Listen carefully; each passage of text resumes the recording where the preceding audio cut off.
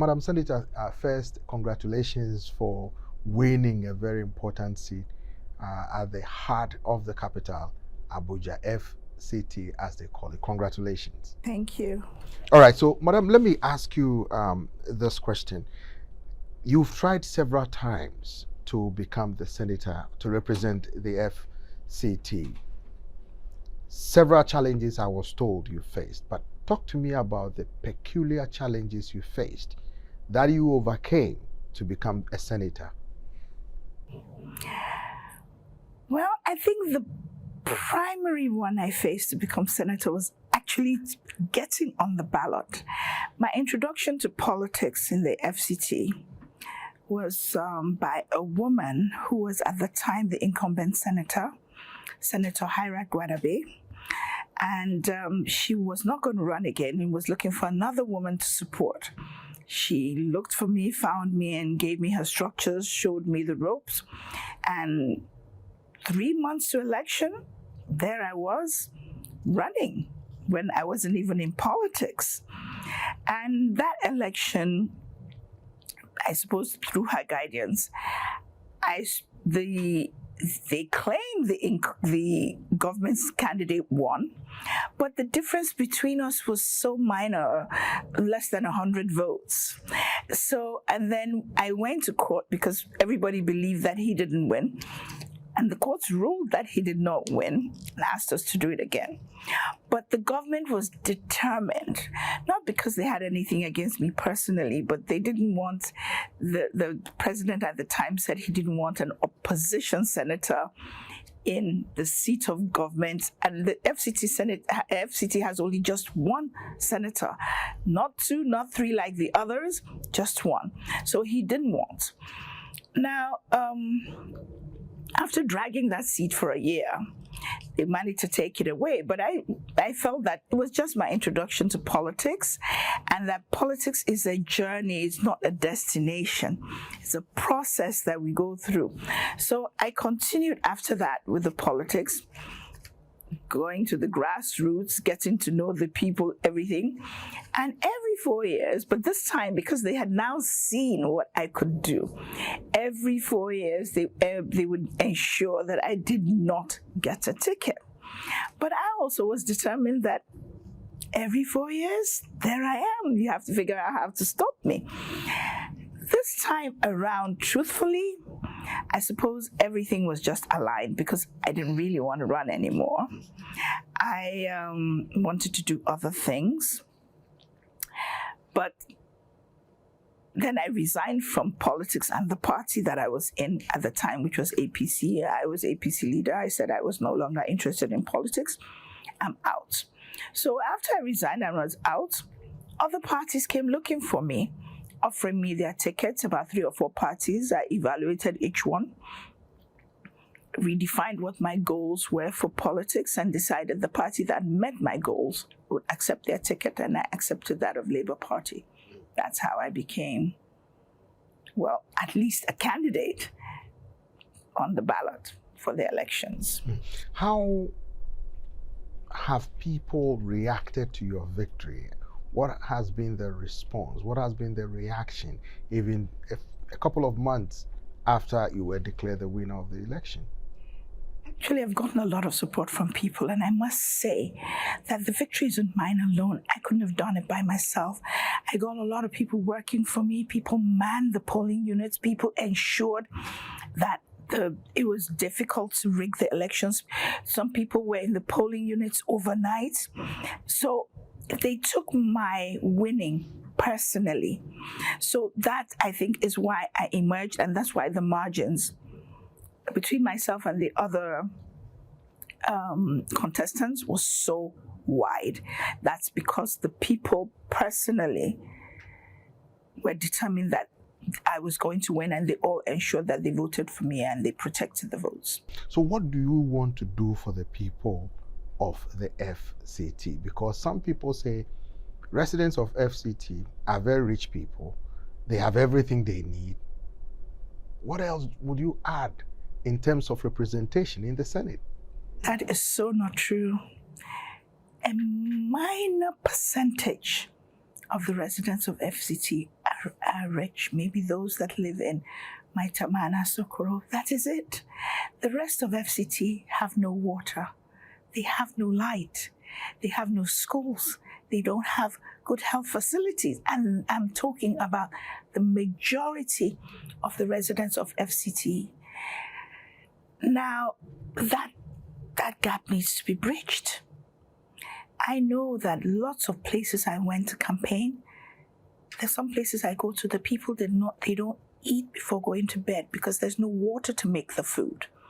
So we have a lot of infrastructural deficits in the FCT, and that's some of the things that I'm hoping that working with the ministers that we can bridge that gap. Talk to me about your legislative priorities in connection with the Sustainable Development Goals, because right here at the UN, that's one of the major things they're talking about, Sustainable Development Goals. So talk to me how your priorities legislatively dovetails into the SDGs. Okay, I have on my website, it's called Through Hope Development Initiatives, for which my impact development goals are all centered around the SDGs.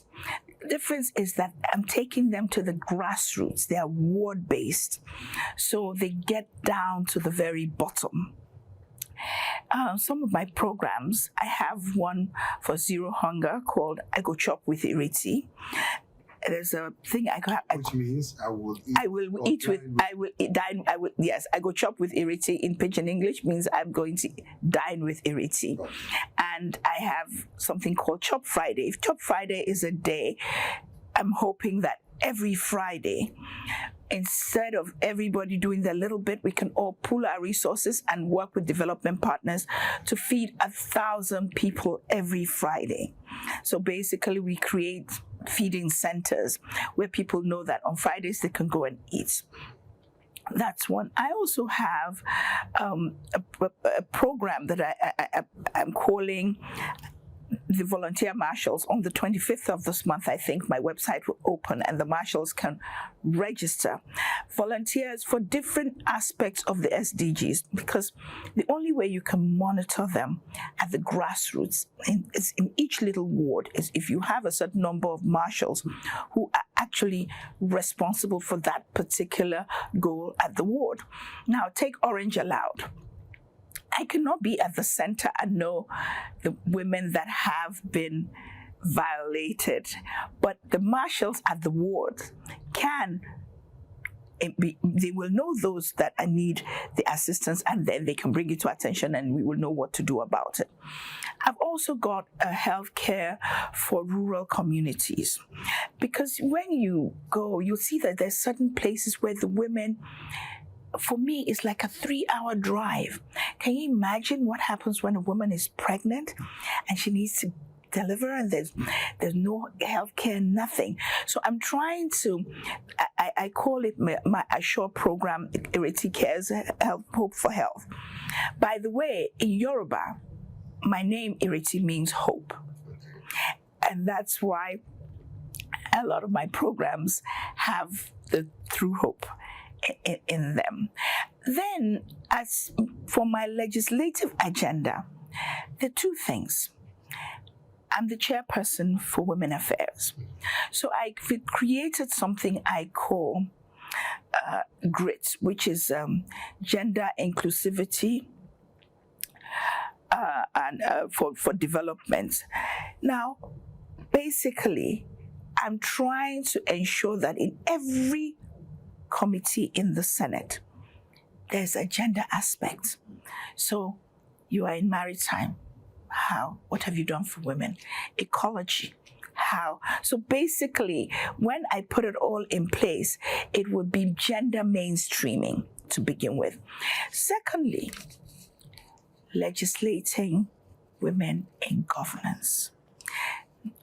Unfortunately, Nigeria ranks last in Africa and 182 using the 9th Assembly statistics in 186 countries in terms of women in governance and in politics.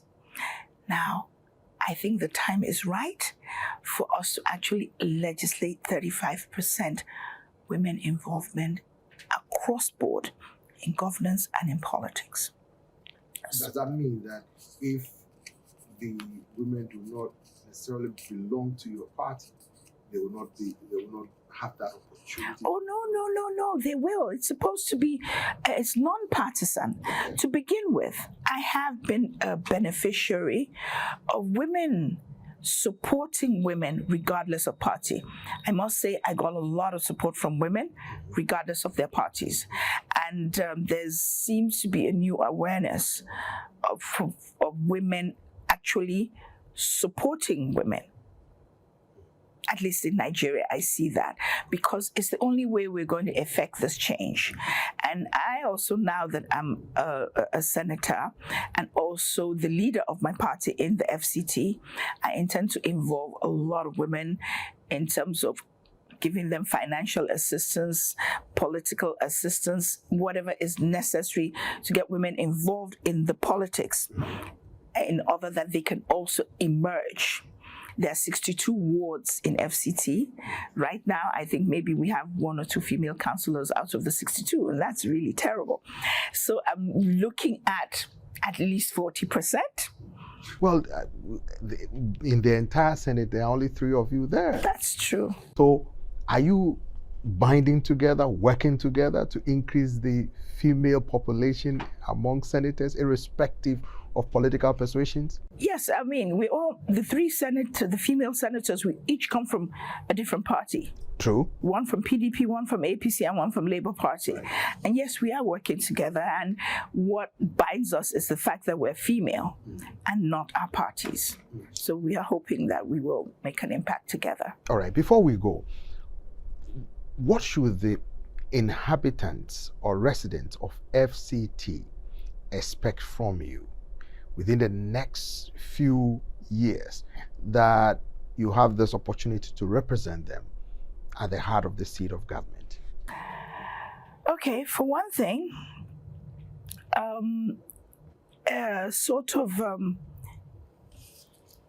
involvement of the youth and myself in a lot of programs. Okay, I'm having Hope to Green, which is tree planting. I'm also doing Clean Up Abuja, also involving the youth. And what I'm doing is that every weekend, I expect the volunteers to come and get involved in something, and in return, I incentivize them by giving them data. So basically, is it data for their phones? Yes, data for whatever they want to do with the data. It's a data card. So though they're not being paid, they're volunteers, but they get data. And I know how young people feel about data. I'm also going to have sort of hackathons where I call young people to compete with ideas, because they've got a lot of brilliant ideas on different aspects of our development. We also have something in Abuja called Technology Village, which is just there. I'm trying to get funding. I've been talking to the World Bank to see how we can actually get funding for that technology village, because it really enhance the young people, give them employment, give them a platform for brilliant ideas. But right now, there's nothing. It's just a piece of land. There's also, we have Abuja Film Village, which is also looking for investors for that. Nigerians are very creative, and young people particularly so. So there's several things, but more importantly, I have zonal intervention programs. I'm looking at renewable energy. I don't see any reason why there should be darkness everywhere when we've got so much sunlight and so I'm working on all these things simultaneously. Right now, the ones for 2023, we just started working on those, but those were not really my programs because I came to meet them. I'm now going to go back for us to start. Thank you very much for speaking with us. Thank you very much. Or should I say Eshe? We'll do